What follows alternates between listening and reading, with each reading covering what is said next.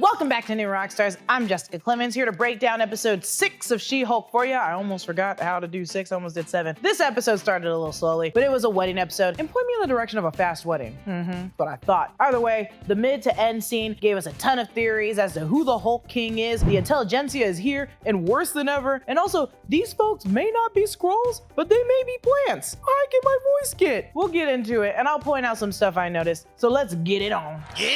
We open to a shot of a pink box glittered with Jen's name. It's framed with blue thistle flowers and pink thistle flowers. The contrast between the box and the tealish green box reading flowers brings you back to Titanium She-Hulk's last episode, doesn't it? Now, I've been a bridesmaid a couple of times, and yes, the boxes do get more and more extravagant as you get older. Inside the bridesmaids box is a team of bride sash, succulents, heart-shaped glasses, bath bomb, lots of bride tribe junk, a letter saying, duh, of course you will, to being a bridesmaid, not even a please. Also, glitter is everywhere. Not even a Dyson could clean that up. As Shulky is packing, nicknamed by Nikki, not by me, Nikki assists. On Jen's bookshelf, we see a Lonely Planets book for traveling to Mexico, which she could have had before or after being in the lab with Bruce in Mexico. We learn this is all for the family friend Lulu, who is getting married, which Ched is also DJing. Ched is just a jack of all trades, I guess, like me. Jen also mentioned previously not talking to Lulu anymore, but maybe Lulu felt obligated to ask her to be a bridesmaid, which is kind of fishy. Jen begins talking to us, the audience, summarizing the theme of the episode like we saw in episode 1 and 3, with almost 3 minutes into the episode as well. There's no specific time that's best to break the fourth wall, but scenes where you want to feel intimate with the viewers are always a good place to start. So in this case, just making sure we're all on the same page and this is a self-contained wedding episode. As soon as Jen steps out of the car, we hear the vibes playing by Sapphire. Such a bop about switching up your vibes and flaunting that new money, baby. In this case, it's Jen's wardrobe and her confidence. This tiny barn is going to be home to what is going to be Lulu's wedding. And if you don't know who Lulu is, this is Patty Harrison, one of the funniest comedians I've ever seen. This show has great ensemble of comedic writers, so not surprised they grabbed some great LA improvisers like these folks. Lulu could be based off Louise Grant in the comics, who after retiring as a vigilante, aka Blonde Phantom, worked alongside She-Hulk and Blake Tower, where they became best friends. Though they don't share the same name, there could be a similar energy with the character, sort of how people think Nikki to be Jill Stevens, Jen's best friend in the comic who died. We meet the friends. Blondie, aka Heather, is played by Mackenzie Kurtz,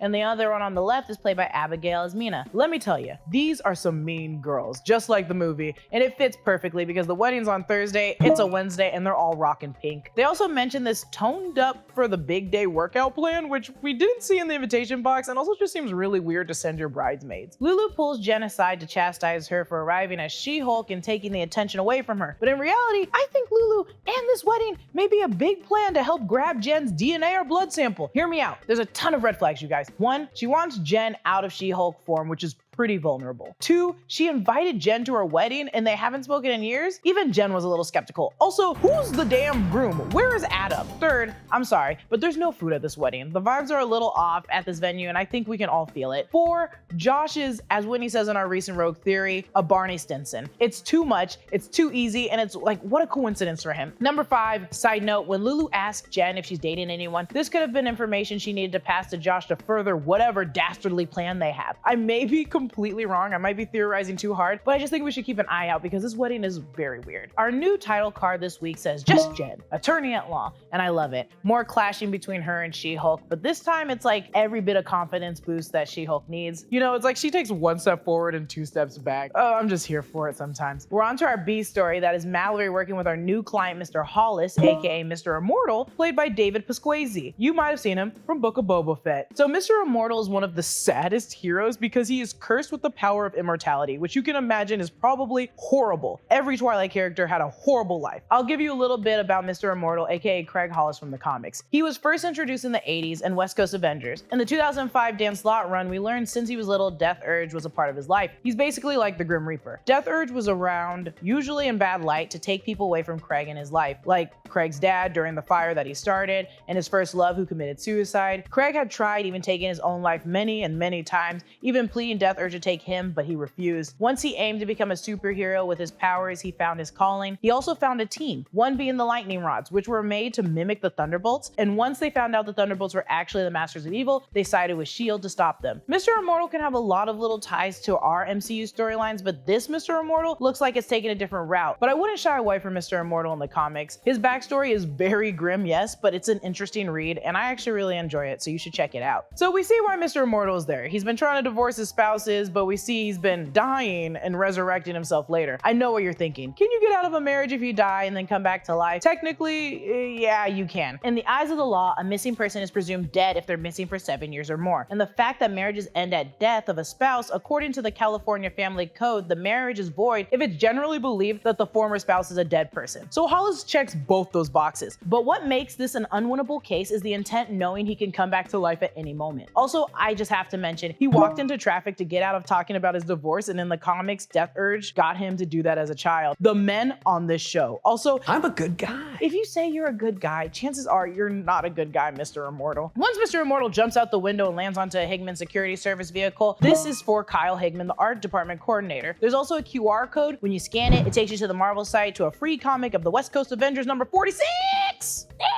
We find out that not only is Twilight canon in the MCU, but Lulu has dated both Taylor Lautner and Robert Pattinson, which truly will piss me off if it's true. If you're watching this and you were born in 2006 or later, you probably missed the war that was Team Jacob and Team Edward, and I think we all know where I stand. I'm Team Jacob. Sad thing is, I took this photo like 2 years ago, but it still holds up. Either way, guess who makes an entrance to the wedding party? It's Titania. She's also sporting the loudest outfit possible with Voss earrings, so I can't even be completely mad. We meet Josh, played by Trevor Salter, and I really want to like Josh, you guys. I really do. I really want everything for Jen to be good, but like, this is just too good to be true right now. The next day, we're introduced to each of Mr. Immortal's former spouses. Only a few of them are credited. His ex-wife 1, 2, 3, and 4 are played by Heidi Rue, Luciana Scarano, Bree Shannon, Tawanda Winston, and the ex-husband number 1 played by Gregory Nassif St. John. And one of them brings up a video of the death stunt on the Intelligencia website. Now, the Intelligencia in the comics are first seen in Fall of Hulk, Alpha number 1, and was a supervillain organization led at one point by the leader, then by MODOK. They originally set their sights on amassing all knowledge and intel, but later when they disbanded and got back together, MODOK led them to defeat Hulk and try taking over the world. We could see one, if not both characters soon, since we can expect to see MODOK and Ant-Man and Wasp Quantumania and the leader in the New World Order, but this series is setting the Intelligencia as a website, the one for hateful man babies. We also got a shot of Nikki's notes regarding the case, where she wrote things like child support, probably in regards to Spencer Jr., and Arnie in quotes next to New Orleans Jazz Fest, she needs those pics. Amy, who is married to Roger, so clearly this man was given fake names, fake identity, fake deaths. This man surely can't win. I just can't allow it. It's the day of the wedding. We're back at the small barn. It could be me, but I think these dresses are ugly.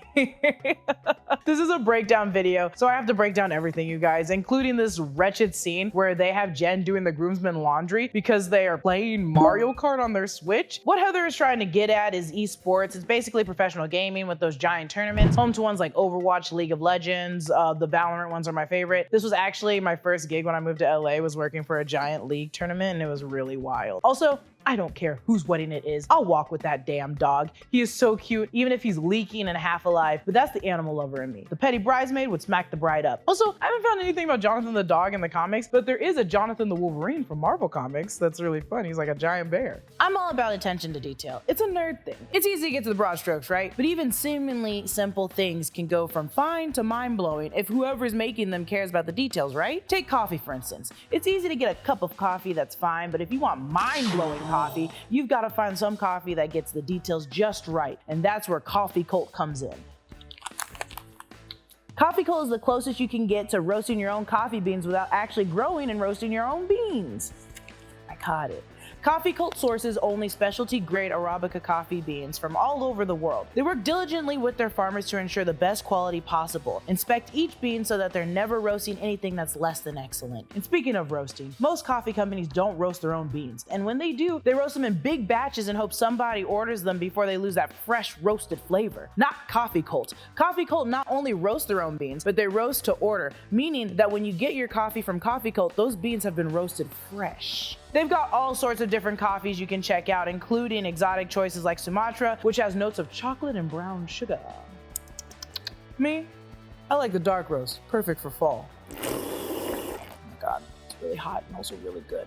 That is so much better than your average cup of coffee. It's stupid. What have I been doing with my entire life? Oh. If you want to try Coffee Cult for yourself, go to coffeecult.com and put in your promo code NEWROCKSTARS10 to get 10% off your order. Order more than $50 worth of coffee and you'll get free shipping too. Oh, this coffee's got me going crazy. Again, that's coffeecult.com and use promo code NEWROCKSTARS10 for 10% off your order. Yeah. Also, additionally, if you haven't, our great partners over at the Epic Hero Shop just released their Green Justice merch line inspired by She-Hulk. It's got several different t-shirt designs, including the newest limited edition, latest Obsession shirt, Lady Justice.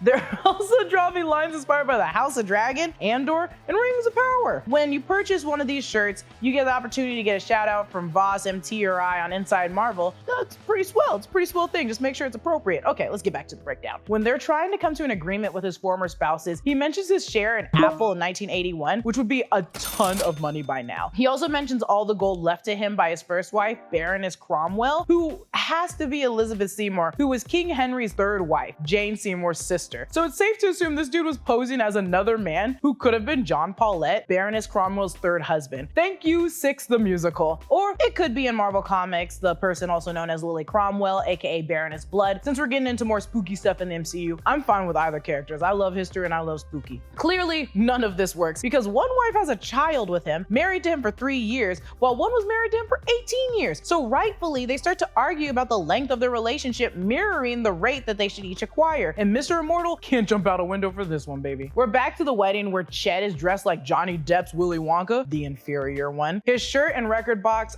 wait a minute, quickly, don't you fight me on this because the squirrels was too stupid. Squirrels. Yeah, squirrels.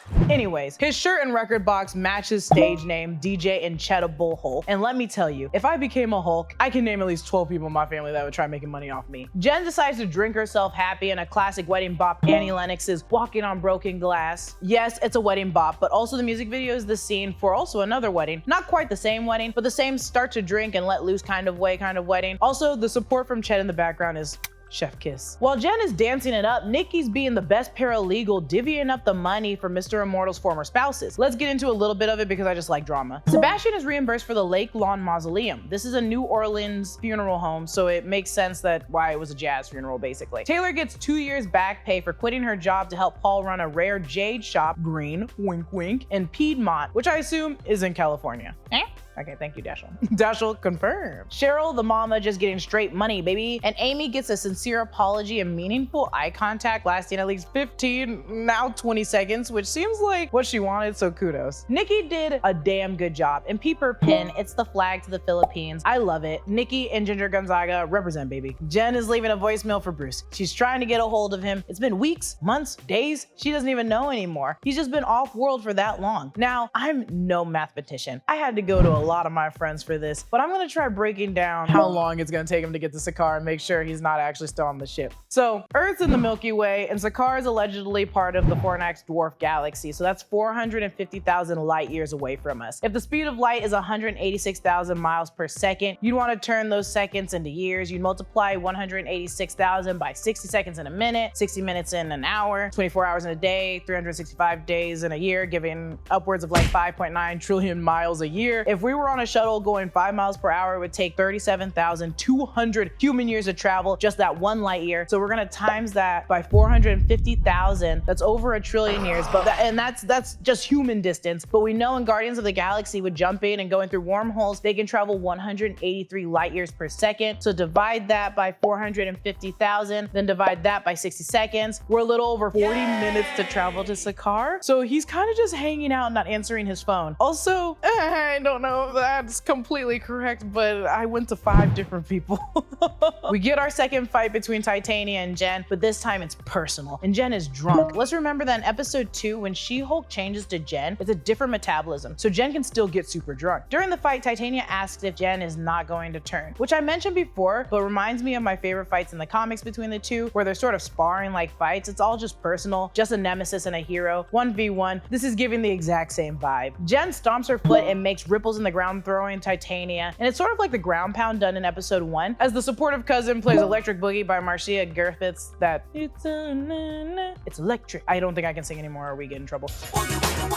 Yet another wedding bop. Not necessarily a fighting one, but I'll allow it. Titania literally eats shit. She literally falls on the ground and everyone gasps in unison. And I remember during this scene, I went, oh, her teeth, her veneers. And if you don't know what veneers are, they're literally what every influencer in Hollywood gets. So it makes sense that Titania would have them by now. As Titania leaves, Chet honks this horn. And what DJ has a horn? When Lulu sees Jen as She-Hulk, I can't tell if she's drunk, playing it off that it's okay. This is one of the many faces Patty Harrison has, and I can't read her, but this is why I love her so much. We finally see the Intelligencia website, We Are the Web, and let me tell you, it's bleh. We see the trending videos, top 10 best travel destinations. The thumbnail features Cookeville, Tennessee. My family is from Memphis, Tennessee, and when I called my mom and asked her about Cookeville, she said, yeah, I'm not surprised it's featured on a website like that. So there you go. But also in 1999, Cookeville was bombed, causing a Nexus event in Loki episode 2.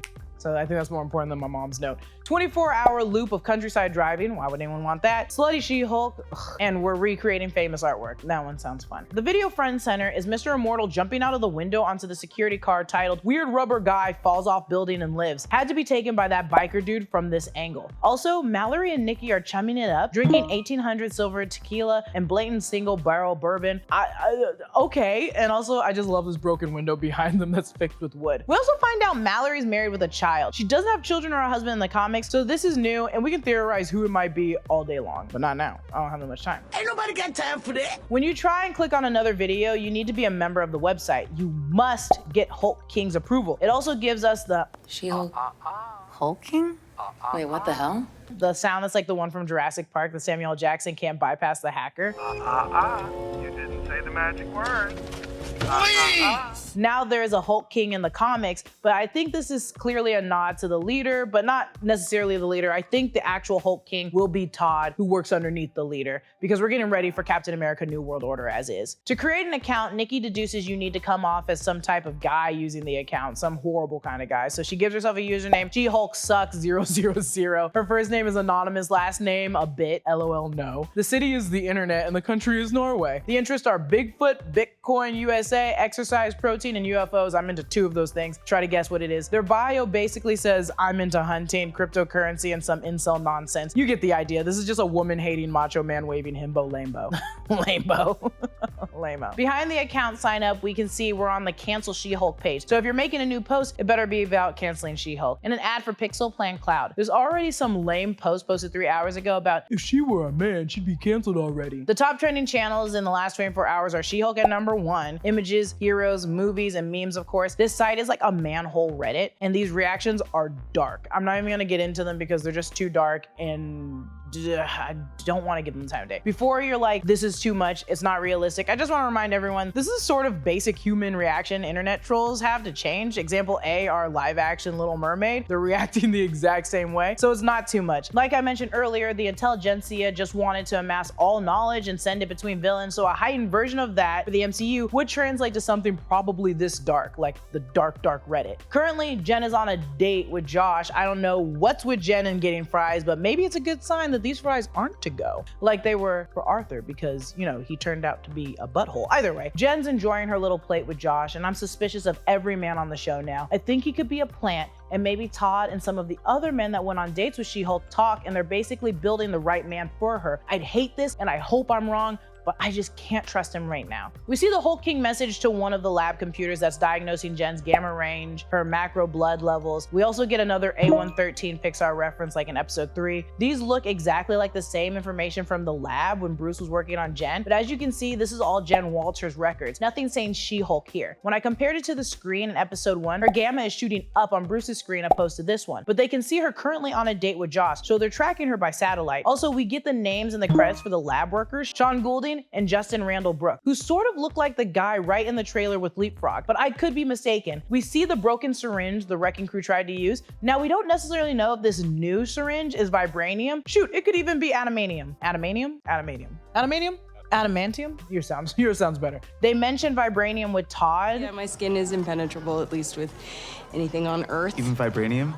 Why, do you have some on you want to test it out? But it could literally be anything. They could be just doing trial and error. We get new courtroom illustrations, the gang from the wedding, and series of different photo booth photos. Ched kissing the bride, Lulu in one. Titania getting her veneers fixed up. She's probably vlogging it. The 20-second direct eye contact and apology to Amy. That's everything I spotted in episode 6 of She-Hulk. Follow me on Twitter and Instagram at Lulu_Clemons. Follow New Rockstars. Subscribe to New Rockstars for more breakdowns of everything you love. Thanks for watching. Someone bring me Jonathan!